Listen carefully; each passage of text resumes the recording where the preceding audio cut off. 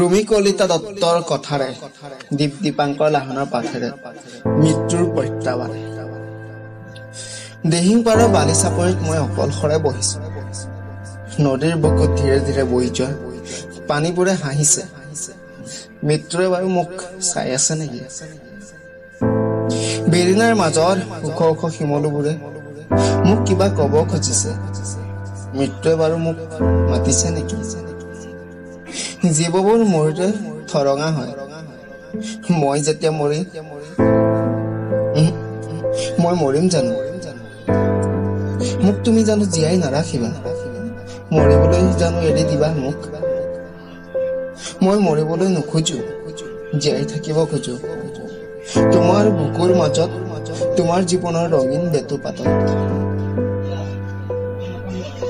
পাহৰি নাযাবা জীৱন ৰঙীন কৰা ৰঙৰ ফাকু খেলা।